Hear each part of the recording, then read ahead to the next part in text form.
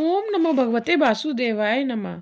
श्रवण कीजिए फाल्गुन मास के शुक्ल पक्ष की आंवल की एकादशी की व्रत की कथा।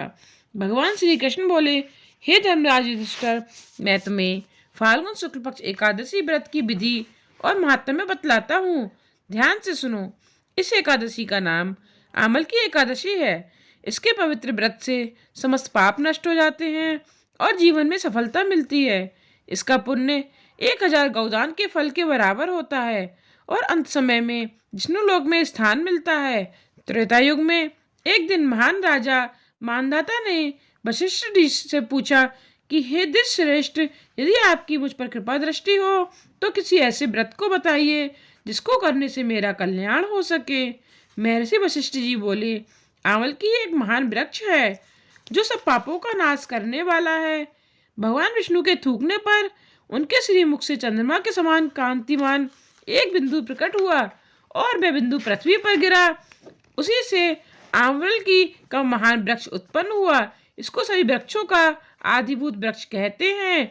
इसी समय भगवान विष्णु जी की नाभि से निकले कमल से ब्रह्मा जी प्रकट हुए। उन्हीं से इन प्रजाओं की सृष्टि हुई। देवता, दानव, गंधर्व, यक्ष, राक्षस, नाग तथा निर्मल अंतःकरण वाले महर्षियों को ब्रह्मा जी ने जन्म दिया। उनमें से देवता और ऋषि उस स्थान पर आए जहाँ विष्णु प्रिया आंवल की एक का वृक्ष था। उसे देखकर देवताओं को बड़ा विस्मय हुआ। वे उत्कंठा पूर्वक उस वृक्ष की ओर देखने लगे और सोचने लगे, वृक्ष आदि वृक्ष तो पूर्व कल्प की ही भांति थे जो सबके सब हमारे सुपरिचित हैं, किंतु अब तक हमने इस वृक्ष को नहीं देखा था। उन्हें इस प्रकार चिंता करते देख आकाशवाणी हुई, हे महर्षियों, यह सर्वश्रेष्ठ आंवल की का वृक्ष है जो विष्णु जी को प्रिय है। इसके स्मरण मात्र से गौदान जैसा फल मिलता है। इसको स्पर्श करने से इससे दुगुना फल और भक्षण करने से 3 गुना फल मिलता है। अतः आंवल की का सेवन करने का ध्यान रखना चाहिए। यह सब पापों को हरने वाला वैष्णव वृक्ष बताया गया है। इसके मूल में विष्णु, उसके ऊपर ब्रह्मा, स्कंद में भगवान रुद्र, शाखाओं में मुनि, टहनियों में देवता, पत्तों में वसु, फूलों में मरुद्गण तथा फलों में समस्त प्रजापति वास करते हैं। आंवल की सब देवमयी बताई गई है। प्राचीन काल में वैदिश नामक एक सुंदर और श्रेष्ठ नगर था जहाँ पर चंद्रवंशी राजा पास बिंदु के वंशज चैत्ररथ का राज्य था। वह अत्यंत विद्वान, धर्मात्मा एवं सत्यव्रती और संपन्न था। उसके राज्य में चारों वर्ण, ब्राह्मण, वैश्य, क्षत्रिय और शूद्र सब मिलजुल कर रहते थे। नगर में सर्वत्र शांति थी, कोई निर्धन और कृपण नहीं था। उस नगर में सब नगरवासी विष्णु जी के भक्त थे और सभी बाल, युवा एवं वृद्ध एकादशी का उपवास रखते थे। वह नगर वेद ध्वनि से सर्वदा गूंजता रहता था। एक बार फाल्गुन मास के शुक्ल पक्ष की आंवल की एकादशी आई। उस दिन समस्त प्रजाजनों ने प्रसन्नता पूर्वक इस एकादशी का उपवास किया।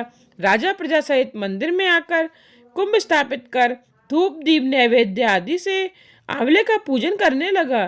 वे सब देवी की स्तुति करने लगे और बोले, हे धात्री देवी, आप ब्रह्मा से उत्पन्न हो, सब पापों का नाश करने वाली हो, तुमको नमन है। हमारा अर्घ्य ग्रहण कर हमें कृतार्थ करो। तुम श्री रामचंद्र जी के द्वारा पूजनीय हो, अतः हमारी प्रार्थना स्वीकार कर हमारे समस्त पापों को नष्ट कीजिए। वहां पर देव मंदिर में सबने रात्रि जागरण किया। ठीक उसी समय वहां पर एक शिकारी आया जो दुराचारी महापापी था। वह अपने परिवार का पालन करने के लिए जीव हिंसा करता था। उस समय वह अत्यंत बेचैन था और भूख प्यास से व्याकुल था। भोजन प्राप्त होने की आशा के लिए वह मंदिर के कोने में जा बैठा। अपनी भूख प्यास भूल गया। वहां हो रही विष्णु कथा और भजन कीर्तन सुनने में मग्न हो सारी रात जागरण में बैठा रहा।